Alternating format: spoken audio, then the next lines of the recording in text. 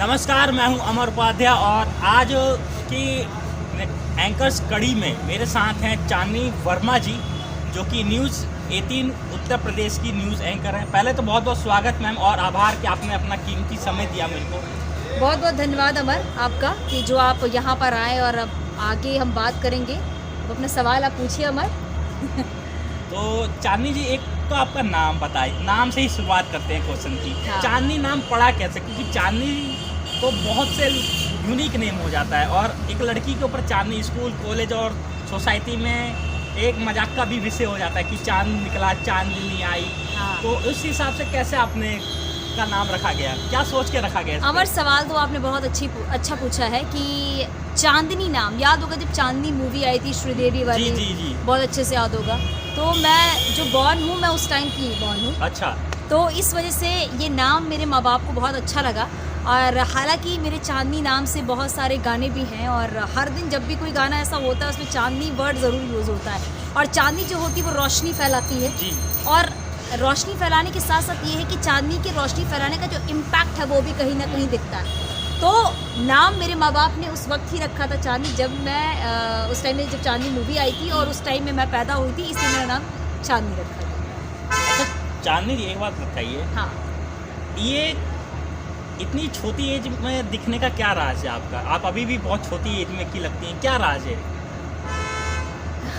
अमर, ऐसे छोटी तो नहीं हूँ मैं, बट हाँ ये है कि हम लोग का जो फील्ड है, जो मेरा एंकर का फील्ड होता है, इसमें हमें अपने आप को बहुत फिट रखना होता है। हमें अपने हेल्थ पे ध्यान देना होता है, हमें अपने फिटनेस पे ध्यान देना होता है, हमें अपने खाने पीने की चीज़ों पर ध्यान देना होता है, जंक फूड सब नहीं खाना होता है। तो कहीं ना कहीं ये भी है कि हम जिस रूटीन में ढल जाते हैं उस हिसाब से हमें अपने आप को फिट रखना होता है, क्योंकि हमारे एंकर की जॉब है, हमें ऑन स्क्रीन आना होता है, हमें किसी चैनल को रिप्रेजेंट करना होता है। तो इसलिए हमें अपने आप को हर तरफ से तैयार रखना होता है, ताकि स्क्रीन पे अगर हम दिखे और हम किसी चैनल को अगर रिप्रेजेंट कर रहे हैं तो उसके लिए हमारा जो प्रेजेंटेशन है वो काफ़ी अच्छा होना चाहिए। कहते हैं ना, first impression is the last impression.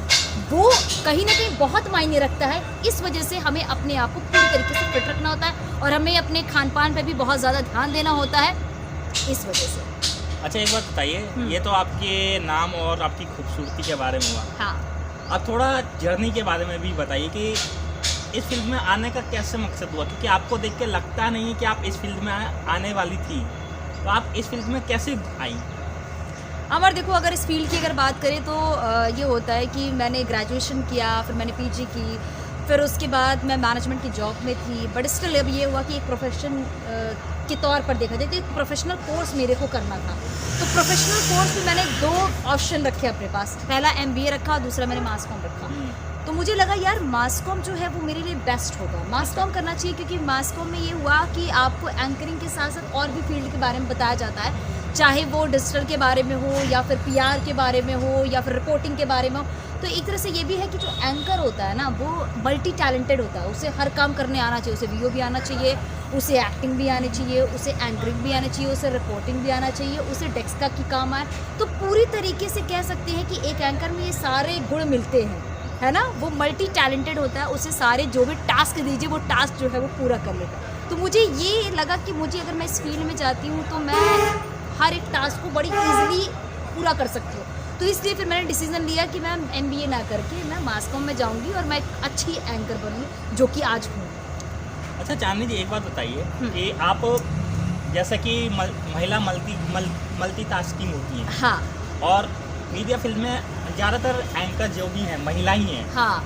तो क्या ये कारण है कि मीडिया को में महिलाओं का जो ओहदा है पुरुषों के मुकाबले, जैसे कि देश में हमारे कहा जाता है कि ये पुरुष प्रधान देश है, पर मीडिया इंडस्ट्री में ये कहा जाता है कि महिला प्रधान क्षेत्र है और इसमें सबसे ज़्यादा महिलाओं का ही योग है एक तरीके से। वो चाहे वो आधी रात को फील्ड पे उतर जाए या वो 7 समुंदर पार यूक्रेन जैसे जगह पे भी उस पर जाके रिपोर्टिंग करे। तो क्या ये महिलाओं का क्षेत्र पूरी तरह से कहा जा सकता है? नहीं अमर, ऐसा नहीं है कि ये क्षेत्र जो है वो पूरी तरीके से महिलाओं का ही कहा जा सकता है। मीडिया इंडस्ट्री में महिला और पुरुष इसमें कोई डिफरेंसेस नहीं देखे जाते हैं। कि ये महिला है तो ये काम नहीं कर सकती, ये पुरुष है तो सिर्फ यही ये काम करेगा। मीडिया एक ऐसी इंडस्ट्री है जहाँ पर मीडिया के और भी ऐसी इंडस्ट्री है जहाँ पर ये देखा जाता है कि अब महिलाएं जो है वो पुरुषों के साथ कह सकते हैं कंधा से कंधा मिलाकर चल रही हैं, जो आज की डेट में इक्वलिटी का जमाना है। एग्जैक्टली और ये इक्वालिटी का ज़माना होना भी एक बहुत अच्छी बात है, क्योंकि पहले ये होता था कि महिला पुरुष करके महिलाओं को छाट दिया जाता था कि ये महिला है तो ये काम नहीं कर सकती, ये पुरुष है तो ये काम सिर्फ यही करेगा। बट अब वैसा नहीं है, अब महिलाएं भी हर फील्ड में नौकरी कर रही हैं, हर क्षेत्र में आगे बढ़ रही हैं, चाहे मीडिया की बात हो, मीडिया इंडस्ट्री की बात हो या कोई और भी फील्ड हो। आप देखिए ना, जो कई ऐसी बड़ी बड़ी कंपनियां हैं जिसकी मालकिन जो है वो एक फीमेल ही है। पहले क्या होता था कि एक पुरुष ही होता था, एक मेल ही होता था जो किसी बड़ी कंपनी का मालिक होता था, लेकिन अब धीरे धीरे करके कह सकते हैं कि परिवर्तन अपने देश में देखने को मिला। अब पुरुष प्रधान देश की जगह ये भी कह सकते हैं कि महिला जो है मतलब वो हर फील्ड में आगे बढ़ रही है। अब समानता प्रधान देश, समानता प्रधान देश है, और ये भी है समानता प्रधान देश के साथ साथ ये है कि इक्वालिटी तो है ही, अब सबको इक्वल देखा जा रहा है। इसीलिए एक कानून भी है, एक देश एक कानून की भी लगातार बात की है कि समानता का अधिकार हर किसी का है यहाँ पर। तो जब एक देश एक कानून होगा तो सबको बराबर इक्वली देखा जाएगा, किसी में डिफरेंसेस नहीं देखे जाएंगे कि अच्छा आप मेल हो तो आप ये कर सकते हो, आप फीमेल हो तो आप ये नहीं कर सकते हो। तो इन चीज़ों को भी देखा जा रहा है कि आगे बढ़ावा मिल रहा है, और आगे बढ़ावा मिलने से ये है कि अब कोई किसी से कम नहीं है। पहले ये होता था कि अरे मैं नौकरी करता हूँ तो मैं ही आगे रहूँगा, तुम या ये नहीं कर सकते, तुम पीछे ही रहना। अब ये है कि इक्वालिटी का ज़माना है और लोग साथ में चल रहे हैं, हर क्षेत्र में काम कर रहे हैं, और कहीं ये भेदभाव वाली स्थिति जो है हमारे ये देखने को नहीं मिल रही है। अच्छा, एक बात बताइए कि आप जैसी खूबसूरत महिला जल्दी किसी पुरुष से क्यों नहीं बात करती? क्योंकि ये मेरा सवाल नहीं, ये लोगों का सवाल है कि जो खूबसूरत महिला होती हैं वो जल्दी किसी को ऐसे बात नहीं करती, और बाल ऐसे झाँप के जाती हैं जैसे पता नहीं क्या ही है। ऐसा क्या है, क्यों है ऐसा? अमर बताइए इस सवाल को मैं इस तरह से बताऊंगी। ऐसा नहीं है कि जो खूबसूरत महिलाएं होती है वो किसी से बात नहीं करती। देखो हम लोग जिस इंडस्ट्री में है यहाँ पे तो हमने सबसे बात करनी है, सबसे बोलना है, सबसे बात करना है। आपकी बात नहीं कर रहा, और मैं सबकी बात बता रही हूँ। देखो बाकी सबके नेचर पे डिपेंड करता है कि सामने वाला है कौन, है ना। कभी कभी जब हम सामने वाले को जानते हैं तो हम बात करना पसंद करते हैं। कभी कभी ये भी होता है कि first impression is the last impression. सामने वाला अगर अच्छा है तो बात करेंगे और अच्छा नहीं है तो बात नहीं करेंगे। लेकिन हमारी इंडस्ट्री में ये है, और ये पता है आपकी ना माइंडसेट की भी बात होती है। जी। आपका जो माइंडसेट कहता है ना, हम उस अकॉर्डिंग ही चीज़ें करते हैं। जैसे मेरे साथ ये है, मैं बहुत फ्रैंक हूँ, मैं सबसे बोलती है बात करती हूँ। हमारी इंडस्ट्री भी ऐसी है, हमारी फील्ड भी ऐसी है कि हर जगह हमें पुरुष ही मिलते हैं, मेल ही मिलते हैं, तो मैं सबसे बोलना बातचीत करना। तो इसमें ये कहीं इंक्लूड नहीं है अमर कि जो खूबसूरत महिलाएं होती है बात करना। आपको खूबसूरत महिलाओं पे हंसी क्यों आ रही है इतना? इसलिए हंसी आ रही है क्योंकि बाकी का तो मैं माइंडसेट नहीं जानती, मैं अपना माइंडसेट बता रही हूँ कि नहीं, मेरे साथ ऐसा कुछ भी नहीं है, मैं सबसे बोलती और बात करती हूँ। और देखो 4 दिन की जिंदगी है यार, सबसे बोलो, सबसे बात करो। कल किसने देखा है? आज के पल को अगर आपने जीना सीख लिया है ना तो आपका आने वाला दिन भी बेहतर होगा। अच्छा, आपने अभी 4 पल की जिंदगी के बारे में कहा। हाँ, इसको डिस्क्राइब करिए कि 4 पल की जिंदगी हम बहुत लोग सुनते हैं, मैं भी सुनता हूँ। हाँ।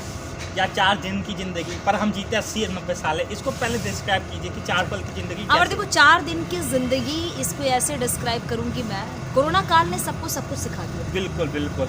कि कल किसी ने नहीं देखा है, कल क्या होगा ये किसी को नहीं पता है। हालांकि हम कल के बारे में सोच बहुत लेते हैं, बहुत हमें कल ये करना है, हमें 1 महीने बाद ये करना, 2 महीने बाद वो करना, और हम पता है उसके प्लानिंग के चक्कर में हम अपने आज के दिन को खराब कर देते हैं। टेंशन में होते हैं, खाना नहीं खाते हैं, पूरे दिन परेशान रहते हैं, तो उस चीज़ को सोचने के चक्कर में ना हम अपना आज का दिन भी बर्बाद कर देते हैं। बिल्कुल। तो आप जिंदगी जीना सीखिए, क्योंकि भगवान ने एक बार इंसान बनाया, अगले जन्म में क्या हो ये कोई नहीं जानता। लेकिन जो पल, जो समय भगवान ने दिया है ना आपको, उसका शुक्रिया अदा करके हर दिन को अच्छे से। अच्छा, मुझे लगता है 4 पल को ऐसे लोग बोलते हैं कि सनी, गर्मी, ठंडी, बरसात और पतझड़ का महीना, ऐसे भी बोलते हैं। कि मैंने कईयों के मुझसे सुना है कि 4 पल ऐसे भी बोलते हैं। वो पता है सबका ना अमर अपने अपने ऊपर होता है कि चीज़ों को हम कैसे डिस्क्राइब करते हैं। मेरे डिस्क्राइब करने का तरीका यही है कि 4 दिन की ज़िंदगी है, कल क्या हो किसी ने नहीं देखा। ये इसलिए मैं एग्जाम्पल के तौर पर ही बता रही हूँ। कोरोना काल में ऐसे बहुत सारे लोग, ऐसे एक मेरा बहुत अच्छा दोस्त, नाम मैं यहाँ पर नहीं लूँगी, बहुत अच्छा दोस्त, जिससे मैं कल मिली और पता चला कि आज उसकी डेथ हो गई।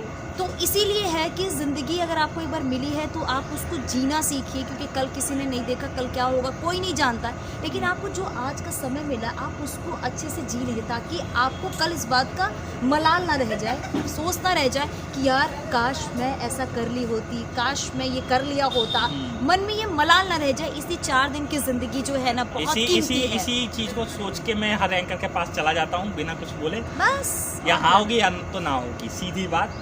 अच्छा एक बात बताइए, आपने कहा कि नेचर के ऊपर, तो मैं जब फर्स्ट टाइम मिला आपसे, जो जैसा कि अभी फर्स्ट टाइम मिला और सेकंड टाइम इंटरव्यू हो रहा है, बिल्कुल, और भगवान करे कि आगे भी मुलाकात हो, हाँ।